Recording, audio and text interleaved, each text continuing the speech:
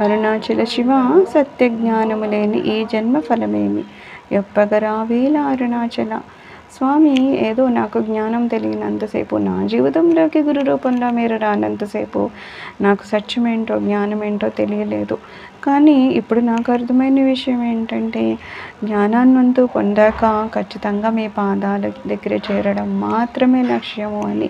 ఒకవేళ ఇలాంటివన్నీ ఏమీ లేవు అనుకుందాం, నేను సత్యాన్నో జ్ఞానాన్నో తెలుసుకోలేదు అనుకుందాం, కేవలం ఏదో ఉన్నామా తిన్నామా తిరిగామా అన్నట్లుగా ఉంటే ఇంక నేను సాధించేది ఏముంది? అప్పుడు అసలు ఈ జన్మకి ఏమన్నా అర్థం ఉంటుందా?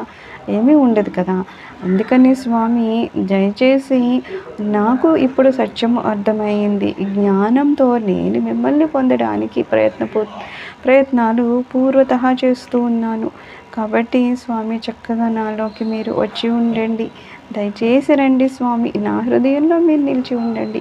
మీ పాదాలను నా హృదయంలో నింపి ఉంచండి. అప్పుడే కదా ఈ జన్మకి నాకు ఒక ఫలితం అనేది లభిస్తుంది. ఊరికి నేను తిరగడం వలన వచ్చే లాభం ఏముంది? ఒక జంతువుకి మనిషికి ఏదైనా తేడా ఉంది అంటే జ్ఞానం వలనే అంటారు. నాకు జ్ఞానం కలిగింది. ఆ జ్ఞానం వలన నాకు జీవిత లక్ష్యం ఏంటో అర్థమైంది. ఈ జన్మకు సాఫల్యం ఎందులో ఉందో అర్థమైంది. కాబట్టి స్వామి, నన్ను మీరు కరుణించండి. దయచేసి నా హృదయంలోకి మీరు వచ్చి నివాసం ఉండండి స్వామి అని అడుగుతున్నారు.